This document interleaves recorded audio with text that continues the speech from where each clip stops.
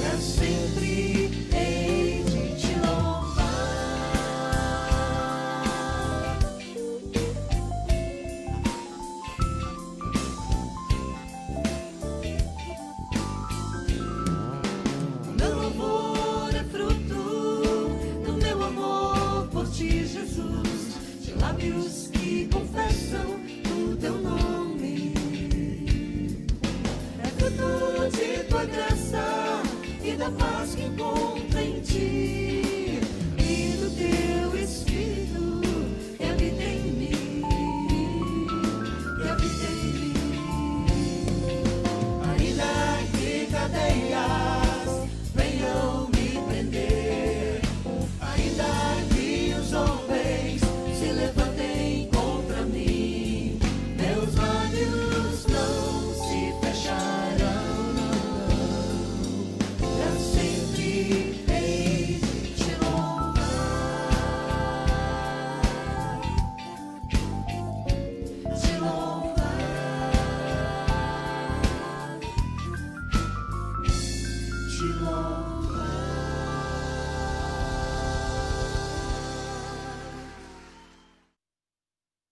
após esse período de adoração, vamos investir alguns minutos para conversar com o nosso Deus e pedir perdão pelos nossos pecados. A chamada à confissão extraída do texto de Naum, capítulo 1, versículo 7, diz assim: O Senhor é bom, um refúgio em tempos de angústia. Ele protege os que nele confiam. Amparados por essa promessa, e enquanto nós ouvimos a próxima música, feche seus olhos, fale com Deus, confesse os seus pecados, na certeza que Ele vai ouvir e que Ele vai perdoar. Isso se vier do fundo do nosso coração. Oremos. Já andaste só em tristezas, já choraste nas trevas da solidão, com o som do silêncio a cercar-te, sem saber o caminho a seguir. Deixa o Salvador, seu amor, te ajudar, te guiar. Deixa o Salvador, com seu amor, te ajudar, te guiar. Oh, abre teu coração, aceita o seu perdão. Deixa o Salvador com seu amor te salvar. Pelo Santo Espírito viverás, sua plena paz desfrutarás. Entrega a Ele teus amanhãs, ao teu lado pra sempre Ele irá. Deixa o Salvador, seu amor, te ajudar, te guiar. Deixa o Salvador com seu amor te ajudar, te guiar. Oh, abre teu coração, aceita o seu perdão. Deixa o Salvador com seu amor te salvar.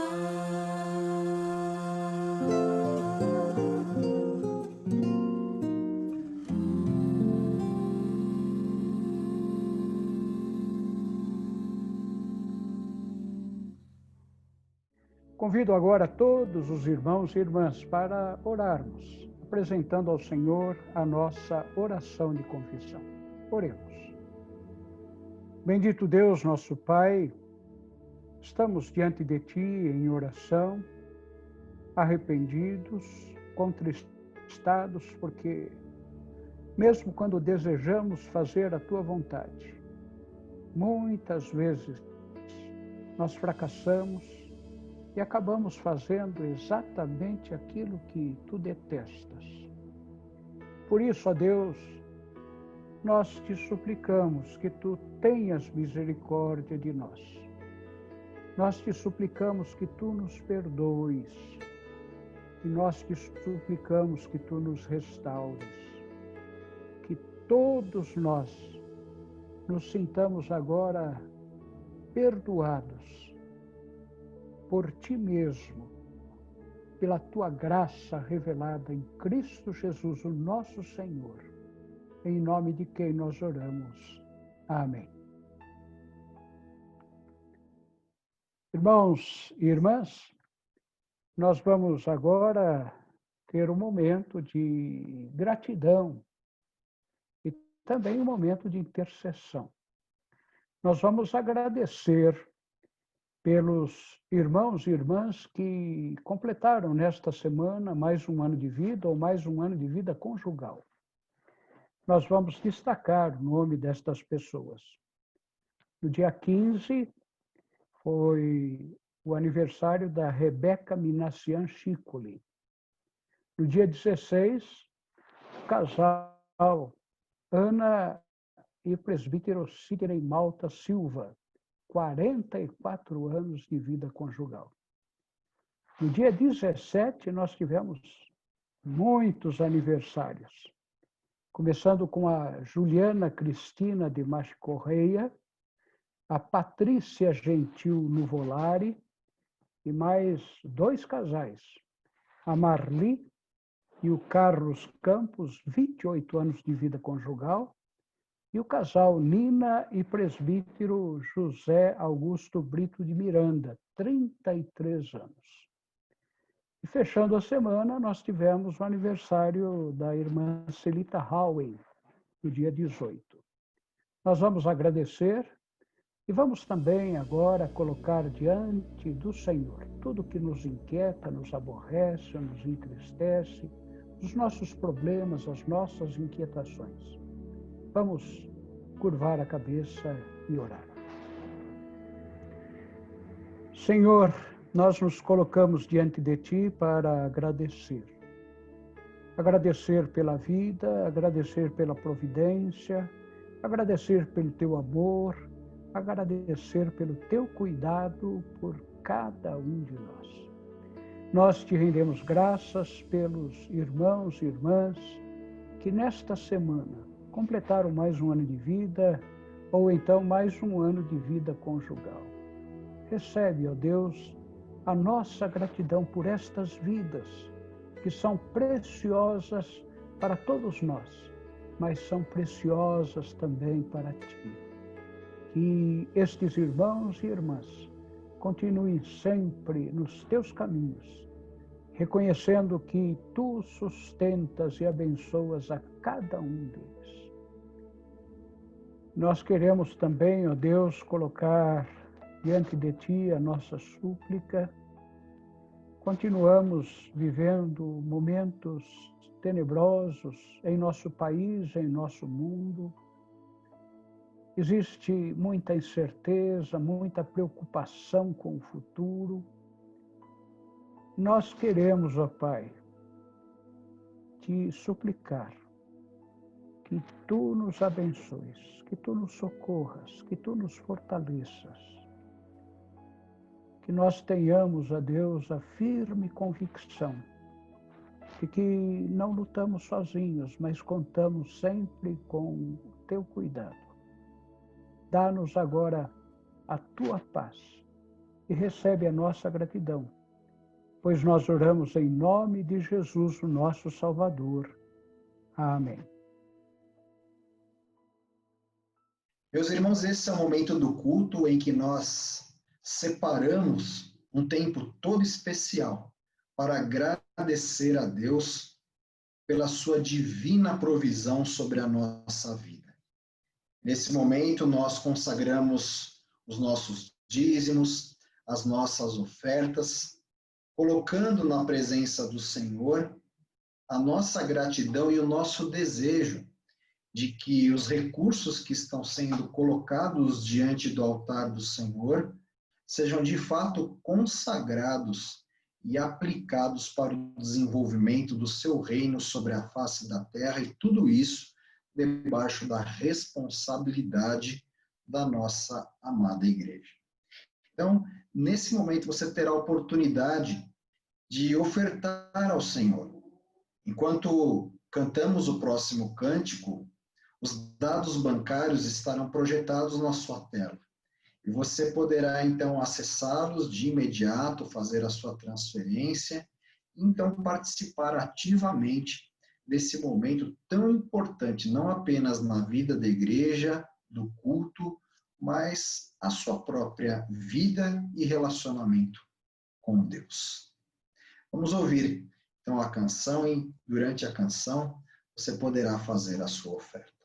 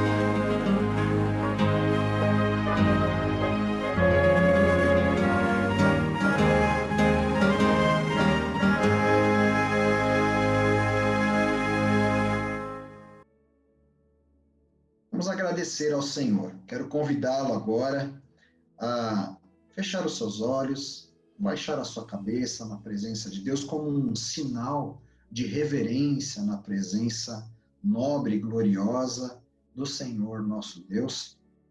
Quero então convidá-lo a me acompanhar nesta oração. Oremos. Amado Deus, nós queremos como povo teu agora, reconhecendo a tua divina providência sobre cada ato da nossa vida, consagrar os nossos dízimos, as nossas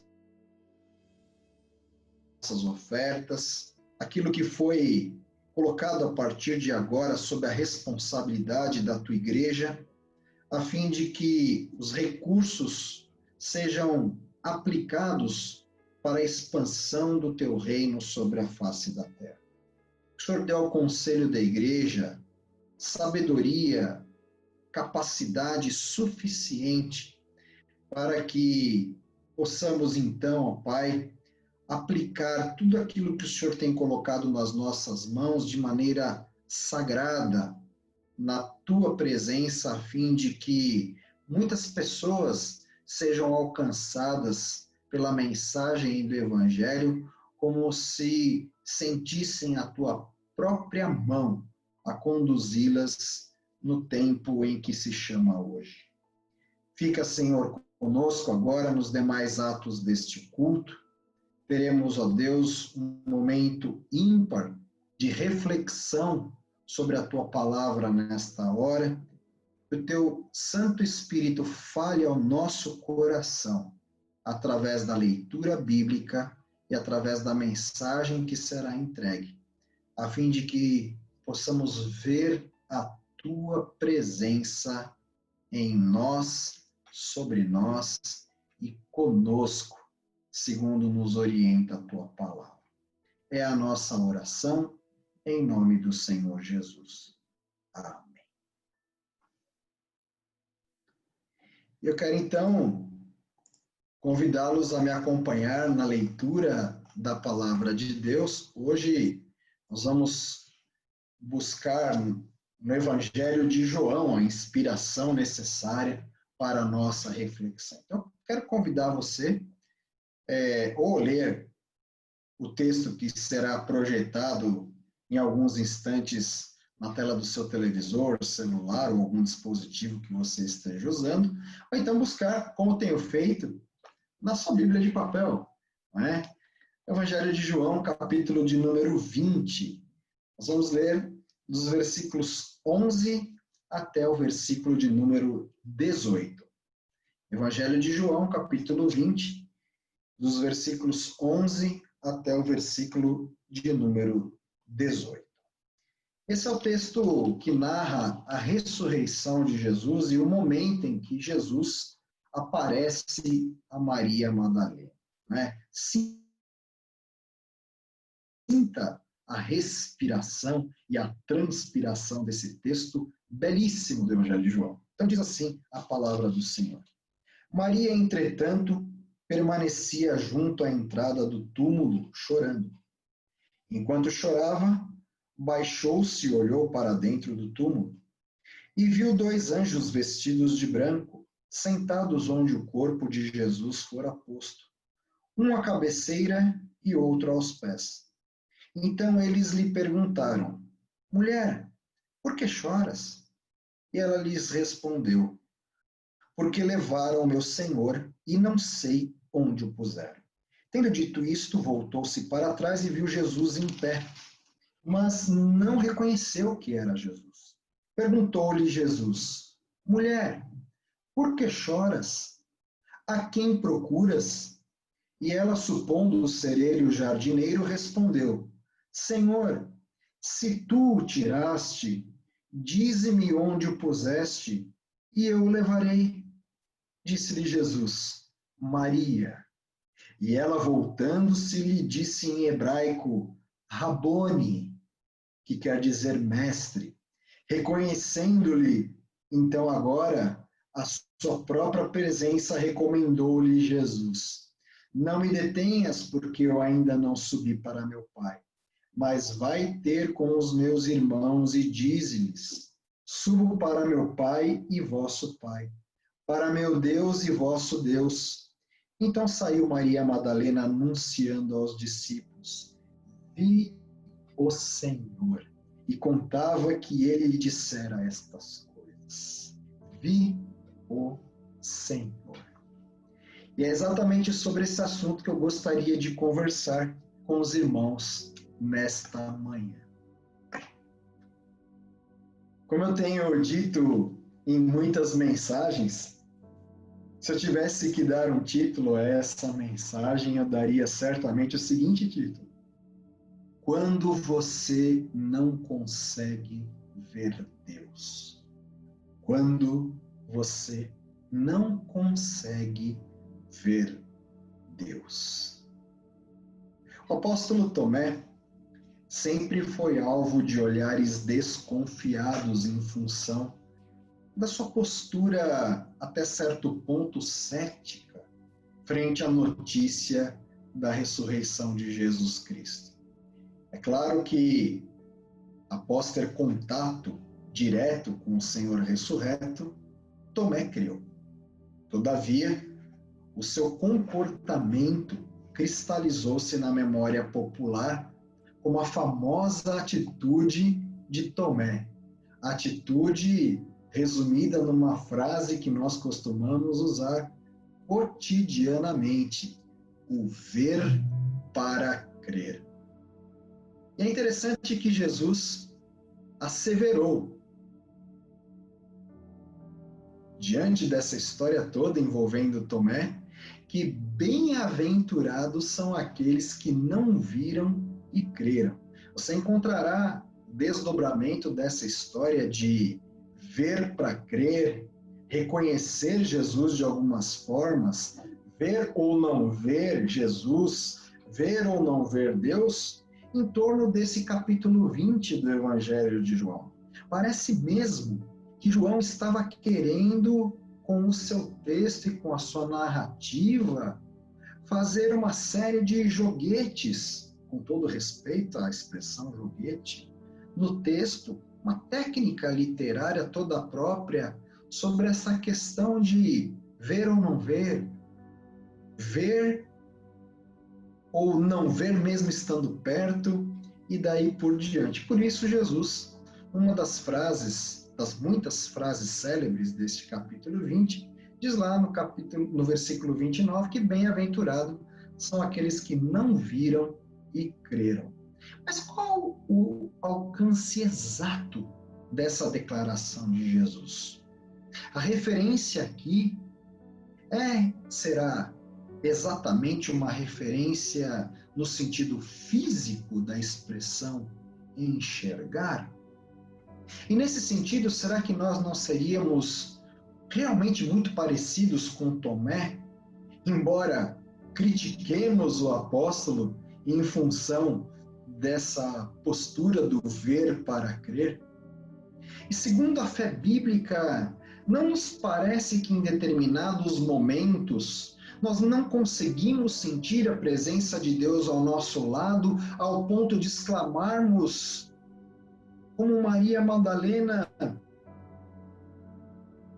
que que nós não conseguimos ver Deus, não conseguimos encontrar Jesus nas mais diversas cenas da nossa existência, mesmo sabendo que Ele realmente está muito próximo de nós? Eu tenho certeza, então, que o relato de João, neste capítulo 20, entre os versículos 11 a 18, pode nos ajudar a equacionar esta problemática sobre ver ou não ver Jesus.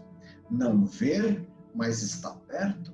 Não consigo ver com os olhos da carne, mas enxergo com os olhos do meu coração, enxergo com os olhos da fé. Esse texto irá, então, equacionar esta situação e eu tenho certeza. Conta-nos a narrativa bíblica que Maria Madalena viveu momentos de intensa confusão ao sentir a ausência de Jesus. E me parece que esse sentimento de Maria Madalena acabara sendo um sentimento bastante intenso. Primeiramente, devemos considerar que Maria vinha de uma semana muito intensa devido à ocorrência da morte de Cristo na sexta-feira imediatamente anterior ao domingo em questão, ao domingo cujo texto que lemos agora se refere. E, em segundo lugar, Maria Madalena também era alguém que, em primeira mão, havia chegado quase que de madrugada ao túmulo do Senhor. Isso porque no sábado era o Shabá e era proibido que homens e mulheres tivessem algum tipo de deslocamento da sua própria residência e, mais ainda, muito menos para visitar o túmulo de alguém. Portanto, houve aí um intervalo entre a morte de Jesus na sexta-feira e o Shabá. E aí no domingo, então, logo cedo, Maria Madalena vai até o sepulcro e ela constata ali a possibilidade de alguém ter furtado o corpo do Senhor do interior da sepultura. Agora, note uma coisa bem interessante aqui, como os sentimentos envolvendo Tomé se misturam um pouco com os sentimentos de Maria Madalena, ao produzirem, em ambos os casos, um determinado vácuo na própria alma pela dura sensação de ausência do Mestre. E também da necessidade de se restabelecer um contato que fosse real com o Senhor, um contato que parecesse seguro e que viesse a restaurar a alegria gerada pela presença de Jesus junto aos seus discípulos. Havia essa necessidade no ar. Havia também uma expectativa com relação a isso, conforme Jesus lhes prometera, mas o vácuo na alma era tamanho que, por mais que de maneira progressiva os discípulos agora no domingo começassem a constatar que Jesus havia ressuscitado, eles tinham dificuldade de ver esse Jesus que agora havia vencido a morte como havia prometido, esse Jesus então agora ressurreto a estar novamente para trazer vida abundante, cumprindo centenas de profecias e, de fato, e principalmente cumprindo a sua própria palavra aos discípulos. Tomé, ele duvidou sim. E Maria, por outro lado, não entendeu muito bem essa história de Jesus ressuscitar ao terceiro dia. E aí então surge uma sensação aflitiva dominando o coração desses discípulos. A aflição começa a gerar um estado de desespero e aquela imagem de um Cristo que jamais abandonaria os seus começa a se empalidecer no coração de cada um deles. Mas o próprio Senhor havia declarado em muitas ocasiões que ele haveria de ressurgir. E, a despeito dessa declaração de Jesus, a dureza do momento, a maneira como Jesus foi tratado, tornou essa declaração de Jesus, ou essas declarações de Jesus, difíceis de serem digeridas por aqueles homens e mulheres que acompanharam Jesus até a cruz e acompanharam todo o sofrimento do seu mestre. Mas Jesus havia feito uma promessa e jamais abandonaria os seus, conforme ele tantas vezes declarou. E eu digo para você, que você e eu também somos assim. Porque em muitas circunstâncias da vida, muitas vezes quando nós sentimos como que um determinado vácuo a dominar a nossa alma, muitas vezes essas circunstâncias que a vida proporciona a qualquer pessoa, seja você um homem, uma mulher cristã ou não, nós sentimos um sentimento estranho, um sentimento amargo, um gosto estranho da ausência de Cristo conosco, e por mais que Jesus tenha prometido nunca nos abandonar, nós chegamos até mesmo ao ponto de perguntar: aonde está Jesus? O que fazer quando eu não percebo Deus? Aliás, não é? Se você tiver desejo de conhecer um pouco mais esse assunto, se aprofundar um pouquinho mais, eu queria dizer a você, se você ainda não conhece isso, eu tenho um livro que tem exatamente esse título, Quando Não Percebo Deus. Eu me sentiria bastante honrado se você desejar receber um exemplar. Nós podemos então aqui viabilizar de alguma forma a entrega desse exemplar a você. Quem sabe você pode entrar em contato através do nosso app e conseguir aí uma resposta sobre isso. Então, uma literatura que eu recomendo, muito interessante, fruto de uma experiência pessoal nesse sentido, e por isso eu sei muito bem o que eu estou falando sobre sentimentos de vácuo, quando a vida percebe que Deus não está por perto de alguma forma. Claro que erroneamente, não é? Porque Deus sempre está ao nosso lado. Nós é que, por uma questão humana, por algo que faz parte da nossa constituição emocional, nós achamos que Deus, de alguma forma, se ausenta em alguns momentos da nossa vida em função de circunstâncias difíceis. Mas quem teme circunstâncias difíceis é o homem. Deus nunca temeu nenhum tipo de circunstância difícil, e por isso ele faz questão de sempre nos acompanhar em cada uma delas. Mas a verdade é que, vez ou outra, como Tomé, como Maria Madalena, nós sentimos esse gosto estranho da ausência de Deus. Nós sentimos esse gosto estranho, não é, das circunstâncias que parecem nos conduzir a esse tipo de julgamento. Frustrações, decepções, dissabores provocados pela nossa própria existência, acabam muitas vezes por tornar pessoas céticas com relação à declaração pura de Jesus de que ele sempre estará conosco, das inúmeras afirmações dos evangelhos sobre a doce e boa companhia do Senhor Jesus. As tensões do nosso cotidiano insistem em roubar do nosso coração uma imagem límpida e transparente do Mestre. Eu quero lhe alertar sobre isso. Isso é algo que realmente bombardeia o coração humano em tempos de bonança, quiçá em tempos de muita dificuldade, como o tempo que estamos vivendo. E aí, como resultado desse doloroso processo, nós sofremos. Mas o Evangelho de João, capítulo 20, está aqui, na nossa Bíblia, porque ele traz um alento providencial a todos aqueles que, em algum momento da vida, compartilharam ou, porventura, ainda estão compartilhando dos sentimentos de Tomé, Maria Madalena e os demais discípulos naquela manhã gloriosa de domingo. Se você é um daqueles que está compartilhando dessa dura jornada, essa dura sensação da ausência do Senhor, esse texto foi registrado na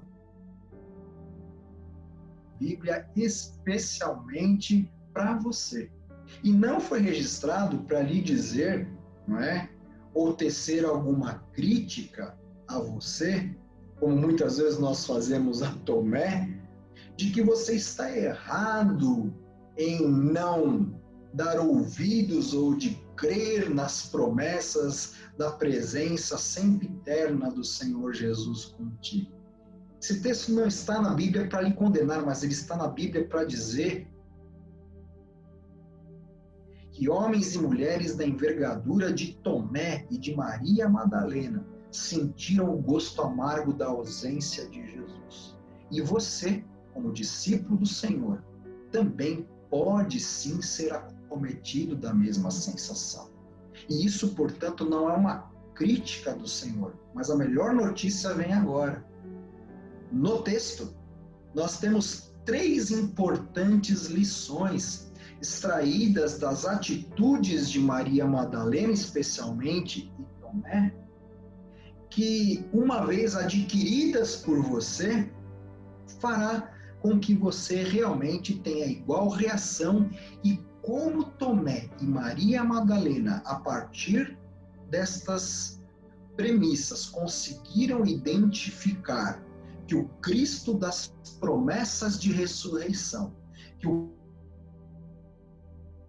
Cristo das promessas de vida eterna, que o Cristo das promessas de salvação, que o Cristo das promessas de estar sempre conosco até a consumação dos séculos, em todos os caminhos, é um Cristo realmente fiel, que nunca nos abandona, a despeito da nossa sensação de abandono. Então, veja, uma coisa é a sensação, outra coisa seria o abandono.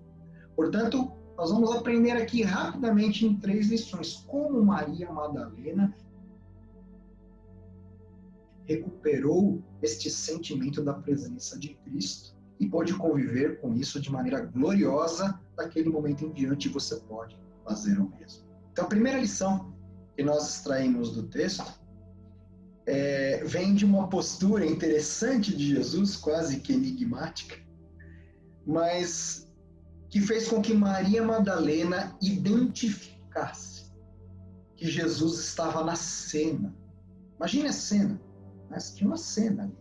Uma cena onde Maria Madalena estava inserida e cuja leitura, a leitura de Maria Madalena, apontava para um Jesus ausente. Mas como é que Jesus se deu a conhecer, estando ele também naquela mesma cena? Veja, Jesus não estava numa outra cena. Jesus estava na cena daquilo que um ser humano, Maria Madalena, lia como ausência de Jesus. Mas Jesus não estava ausente. Ele deu-se a conhecer como? Pela sua voz. Pela sua voz. Maria conheceu Jesus pela sua voz. Então, eu quero deixar aqui uma recomendação para você. Você também sente um vazio na alma? Você sente um sentimento estranho dessa ausência da parte de Deus? Então, permita-lhe dar um conselho. Não se distancie da palavra de Deus. Isso. Não se distancie da palavra de Deus. Está aqui, ó. Porque aqui você encontra a voz do Redentor, a voz do Salvador, a voz daquele que jamais abandona os seus pelo caminho. O Salmo 19, versículo 7 diz que a lei do Senhor é perfeita e restaura a alma, ou seja, a palavra de Deus, também conhecida como lei do Senhor, ela restaura a alma de quem quer que seja. Foi assim com a Maria Madalena, foi assim com Tomé e com tantos outros pela história do cristianismo. E é assim conosco, é assim comigo, foi assim comigo um dia, é assim com você. Quando nós reconhecemos a voz do Mestre, nós reconhecemos que ele sempre esteve conosco. E aí então o desespero começa a se dissipar. Os nossos sonhos começam a adquirir forma novamente. A esperança começa a se renovar, a brotar de novo na alma. A alma se enche de alegria, e assim como aconteceu com Maria Madalena, Tomé e os discípulos que reconheceram a voz de Jesus e com a sua voz, a sua presença, as lágrimas de desespero se transformam em torrentes de risos. A confusão mental e emocional dá lugar ao discernimento. O medo é substituído pela fé. Romanos capítulo 10, versículo 17 diz que a fé vem pelo ouvir. E ouvir o quê? Ouvir a palavra de Cristo. Maria Madalena estava numa cena onde ela tinha certeza que Jesus havia sumido. Nada disso. Quando ela ouve a voz do Salvador, naquele momento, com a voz do Salvador, Maria Madalena viu o seu Cristo ressurreto, glorioso, Salvador, e ele estava vivo e presente na cena que outrora era cena de vazio e de desespero, mas mediante a presença da voz do Senhor, tornou-se uma cena gloriosa. E é isso que Deus quer fazer conosco. Deus quer se fazer conhecido no Cristo da palavra. Quando nós ouvimos a voz do Senhor, através das páginas da Sagrada Bíblia, através da proclamação dessa palavra bendita, nós sentimos que Jesus está perto. Ora, quem de nós nunca passou pela experiência de ler a Bíblia e dizer o seguinte: de fato, Deus está falando comigo através dessa palavra. Essa experiência é notável e ela não acontece por acaso, porque Deus é reconhecido pela nossa alma, pela sua poderosa voz quando ela é dirigida ao nosso coração. Segunda lição que eu quero destacar para você aqui, bastante ligada a essa primeira, é verdade, é que Jesus foi conhecido ou reconhecido por Maria Madalena através de algumas expressões que lhe eram assim bastante peculiares. Veja o que aconteceu com Maria Madalena. Do auge do seu desespero, Maria Madalena, tendo certeza que alguém havia roubado o corpo do Senhor da tumba, pergunta àquele que ela acredita ser o jardineiro da tumba o seguinte: homem, onde puseram o corpo do meu Senhor? E aí vem a voz, disse-lhe Jesus: Maria. Com essa expressão, e aí não apenas com a voz agora, ou com a forma de Jesus se referir a Maria, Jesus deu-se a conhecer àquela discípula.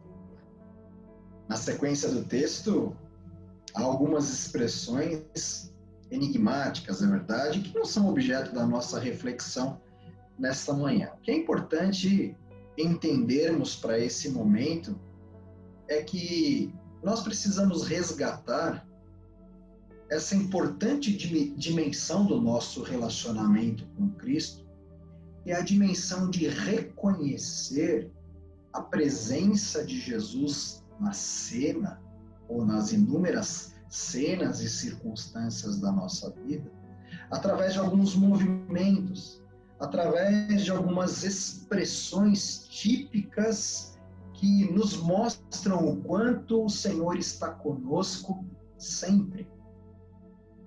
Algumas vezes, no meio do nosso desespero e daquele sentimento amargo da ausência do Senhor, nós iremos discernir a presença de Deus à medida que Jesus levanta servos e servas para lhe representarem diante de nós.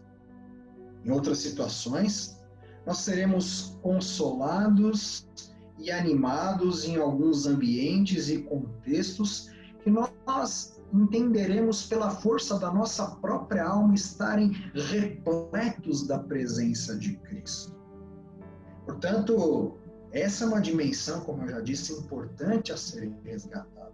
Um nível de comunhão tamanha que, então, seria possível identificarmos a presença gloriosa de Jesus, uma presença intensa de Jesus, em circunstâncias que a própria lógica humana reputariam como improváveis de ter a presença do Cristo, mas que ele ali está, e alguns movimentos serão então plenamente identificáveis pela nossa alma, e isso então por si só, nesse entrelaçamento, nessa comunhão, nessa união comum de propósitos, comunhão entre o discípulo e o seu mestre, então nós sentimos a presença gloriosa e com isso a paz de Cristo, que excede todo o nosso entendimento, a guardar o nosso coração e a nossa mente em Cristo Jesus. E aí, repletos desta presença do Senhor,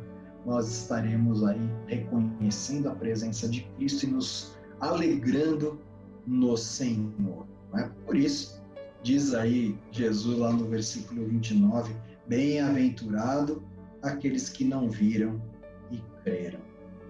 Em terceiro lugar, também ligado a essas duas lições preliminares, nós vemos que a presença gloriosa de Jesus, uma vez manifesta, ela torna-se inconfundível. A presença do Senhor, gloriosa, quando se manifesta, ela é de fato inconfundível. Você talvez já tenha vivido situações que, pela mente humana e pela razão humana, você certamente não saiba explicar, mas você tem certeza da presença de Cristo. Você sabia, de alguma forma, e agora você sabe. Você sabia disso pela força do Espírito, que Jesus estava lá? Pois é. Então, entenda uma coisa. Voltando à história de Maria Madalena no sepulcro. Cristo esteve naquele sepulcro por nossa causa. E aquele sepulcro realmente era algo frio, algo que abrigava a morte. Mas uma coisa nós sabemos não apenas por esse texto, mas por tantos outros. Ele não está mais lá. Jesus, ele está vivo e manifesta-se de modo glorioso àqueles que ele comprou com o seu sangue e com o seu sacrifício. Foi assim com Maria Madalena. Foi assim com Tomé. Quando eles identificaram a presença do Cristo, eles entenderam que era Cristo que ele havia ressuscitado, que ele havia vencido a morte, e com toda essa sequência de acontecimentos, de uma maneira inconfundível, a verdade completa da salvação brilhou no coração desses homens e mulheres, e eles viveram a partir daí diante da presença gloriosa do Senhor. Mas, irmãos, eu gosto de dizer uma coisa muito interessante, espero que, da mesma forma que é interessante para mim, seja para você também. Quando você analisa a mudança de comportamento dos discípulos, da sexta-feira, ou quinta sexta-feira da paixão ali, os momentos que antecederam o aprisionamento e depois, efetivamente, a morte de Jesus, e até a sua ressurreição, e aí, pós-ressurreição, você analisa comportamentos de pessoas, ou das mesmas pessoas, comportamentos completamente diferentes. De um lado, antes do momento da paixão de Cristo, propriamente dito, do seu aprisionamento, sofrimento e morte, você vê um grupo de discípulos extremamente amedrontados com tudo aquilo que estava acontecendo. Discípulos que acabaram se trancafiando no cenáculo, com medo de que eles fossem os próximos a serem mortos. Curiosamente, depois do evento da ressurreição, à medida que os discípulos passam a ter contato com Jesus ressurreto, a glória do Senhor brilha com tamanha intensidade na alma desses homens e dessas mulheres, que eles se tornaram as pessoas mais destemidas da face da terra. Eles não tinham medo de proclamar a ressurreição de Cristo para quem quer que seja. Cristo era proclamado, inclusive, dentro da própria corte romana, sem qualquer tipo de medo, porque esses homens e mulheres se tornaram homens e mulheres destemidos. A única coisa que pode explicar uma mudança dessa de comportamento num curto espaço de tempo como esse, de forma coletiva, é um contato extraordinário com algo que eles acreditavam ser uma verdade intensa e maior do que qualquer outra coisa que eles haviam experimentado na vida até então. E isso foi a ressurreição de Cristo e o contato com Cristo glorioso e de forma inconfundível. Eu não quero me prolongar mais, sei que já me prolonguei até demais para um culto virtual, é verdade, mas quero lhe dizer, meu irmão, minha irmã, de que Jesus Cristo não mudou. Ele continua o mesmo. Infelizmente, nós é que mudamos e nos tornamos sujeitos a alterações de caráter e, o pior, da nossa percepção com relação a Cristo. Muitas vezes, o vazio da alma nos domina e nós achamos que Jesus se ausentou. Jamais. Mas se você se sente como Maria Madalena ou como Tomé, na manhã do domingo glorioso da ressurreição, quero deixar aqui um conselho para você. Siga essa trilha. Siga a trilha dos personagens que estão elencados neste capítulo 20 do Evangelho de João. Clame como Maria Madalena clamou. Mostrem-me Jesus. Eu não estou enxergando Jesus. Veja, foi isso que Maria disse aos anjos. Eu não estou vendo Jesus. Mostrem-me onde ele está. Eu tenho certeza que a sua oração será respondida da mesma forma como foi respondida a Maria Madalena. E quando vier a resposta, o desespero irá escoar. As lágrimas serão enxugadas. A confusão, o sentimento de vazio dará lugar ao discernimento, a um preenchimento miraculoso da alma. O desânimo e desespero se tornará ou se transformará em esperança. À medida que você reconhecer a presença de Cristo na cena, a reconhecer a presença de Cristo através da onde? Da voz, da sua palavra. Aonde a sua palavra estiver sendo fielmente proclamada. Aonde você conseguir ver movimentos que mostram a presença de Jesus, quem sabe na vida de inúmeros servos e servas que têm se tornado expressões vivas do Senhor entre nós. Finalmente, abra o seu coração para enxergar algo que aos olhos da carne não é possível enxergar. A presença gloriosa de Jesus. Que o Senhor lhe reserve a cada um de nós a mesma bem-aventurança que reservou a Maria Madalena e Tomé, em um momento sublime, mesmo diante de um aparente vazio da alma, em um momento sublime, eles viram o Salvador e ele estava vivo, como vivo está hoje e sempre. Aleluia! Amém. Que Deus abençoe a sua vida.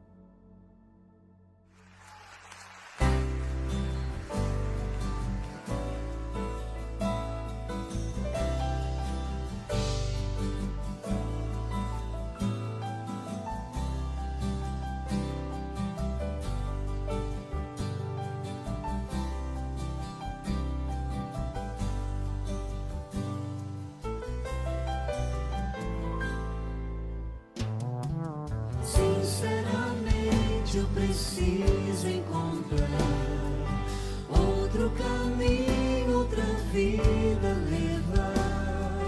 Sinto que existe um motivo melhor para viver, porque lutar sem iludir só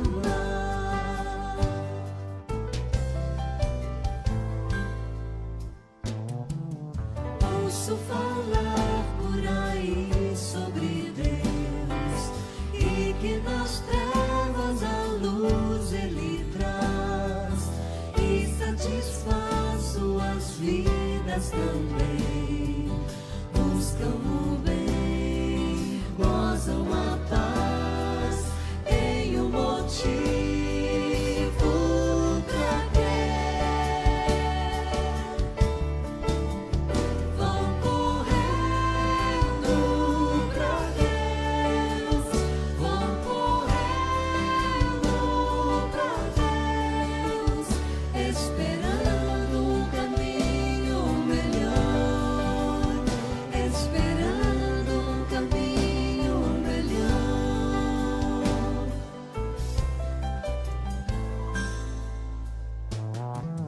Se realmente é verdade o que eu vi, são tantas coisas eu posso sentir que vão encher o vazio de mim. Nova canção, quero cantar, quero esse amor abraçar. Vou correndo pra Deus, vou correndo pra Deus, certamente um caminho melhor, certamente um caminho melhor, certamente um caminho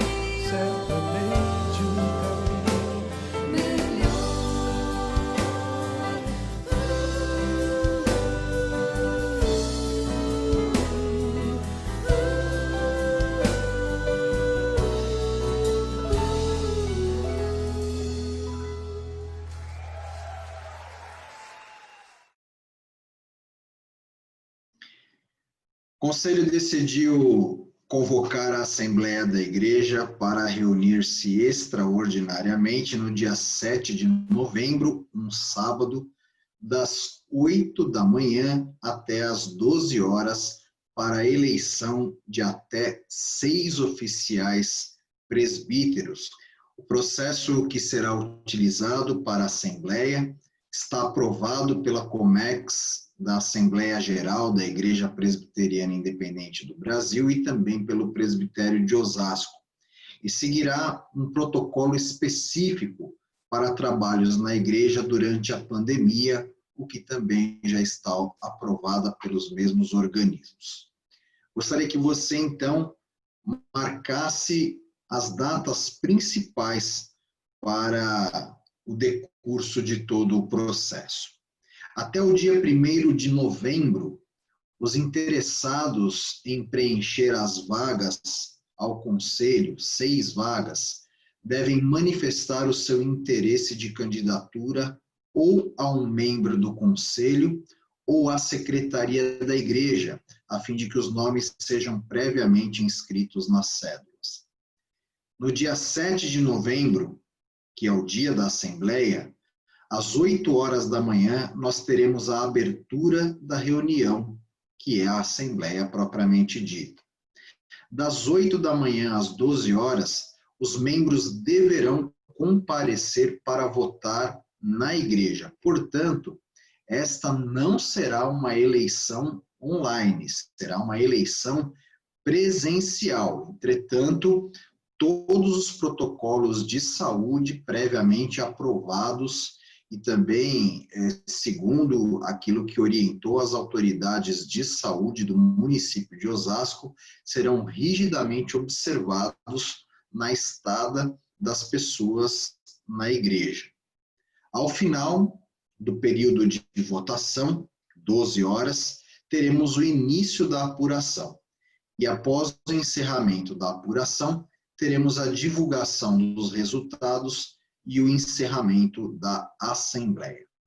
Tanto a abertura, a apuração e o encerramento serão transmitidos ao vivo e online pelo canal do YouTube. Então, você pode ir à igreja votar, você pode, então, e deve se retirar depois de depositar na urna o seu voto e depois, em casa ou através do seu celular, do seu dispositivo móvel, você poderá, então, acompanhar todo o processo de apuração e até mesmo a proclamação do resultado. Nós salientamos mais uma vez que a votação acontecerá nas dependências da igreja e não será um processo online. Informamos de forma detalhada todo esse processo no site da igreja ou no aplicativo da igreja, inclusive os pré-requisitos para as candidaturas.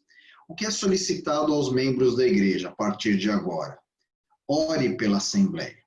Se sentir o desejo de se candidatar, assim o faça, uma vez cumpridas as exigências para a candidatura.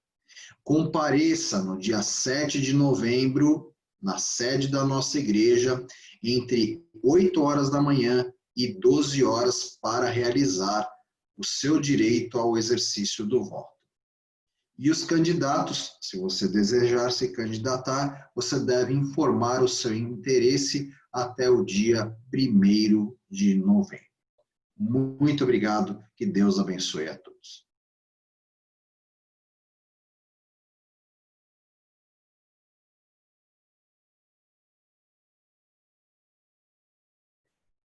Queridos irmãos e irmãs, estamos concluindo mais um ato de adoração ao nosso Deus e nós vamos encerrar este culto fazendo aquela oração que é a oração modelo, a oração que Jesus nos ensinou, e vamos receber a bênção impetrada pelo nosso reverendo Paulo. Passamos à oração do Senhor. Pai nosso que estás nos céus, santificado seja o teu nome. Venha o teu reino, seja feita a tua vontade, assim na terra como nos céus. O pão nosso de cada dia nos dá hoje.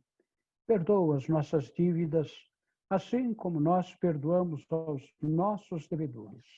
E não nos deixes cair em tentação, mas livra-nos do mal, pois teu é o reino, o poder e a glória para sempre. Amém. Recebei a bênção.